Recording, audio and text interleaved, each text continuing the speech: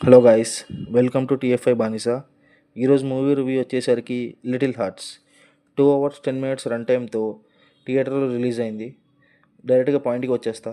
ఓటీటీలో రిలీజ్ అవ్వాల్సిన సినిమా థియేటర్లో రిలీజ్ చేశారేంటని చాలా తక్కువ అంచనా వేశా, హానెస్ట్గా చెప్తున్నా.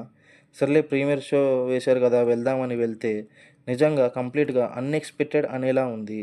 చాలా రోజులకి సినిమా సెకండ్ హాఫ్లో ఎంత నవ్వుకున్నానో నాకే తెలియదు. లిటరలీ సాంగ్ ఎక్కడైతే స్టార్ట్ అయిందో అక్కడ నుంచి లిటరలీ నవ్వుతూనే ఉన్నా. హెల్దీ కామెడీ అండి. నాకైతే సినిమా చాలా బాగా నచ్చింది. ఫస్ట్ హాఫ్ చూసి సర్లే అక్కడక్కడ కామెడీగా ఉంది, ఇది ఓటీటీలో చూడటానికి ఇంకా బాగుంటుంది అనుకున్నా, కానీ సెకండ్ హాఫ్ నాన్ స్టాప్గా ఎంటర్టైన్ చేసింది. ఈ సినిమాలో క్రెడిట్ మాత్రం మురళి గారికే చెందాలి. సెకండ్ హాఫ్ కామెడీ సీన్స్ పుష్కలంగా ఉన్నాయి. ఎలా ఉన్నా సరే నవ్వుతారు. సిచ్యువేషనల్గా భలే రాశారు డైలాగ్స్. పెద్ద స్టోరీ కూడా ఏం ఉండదు, కానీ 2015లో ఇంటర్మీడియట్ పూర్తయిన హీరో ఒక అమ్మాయిని లవ్ చేస్తే ఏమైంది లాంగ్ టర్మ్లో అనేదే స్టోరీ.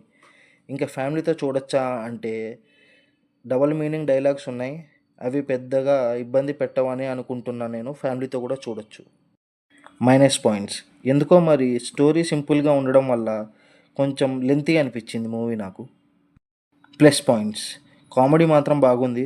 చాలా న్యాచురల్గా వచ్చే డైలాగ్స్ కూడా భలే రాశారు. డైరెక్షన్ కూడా బాగుంది.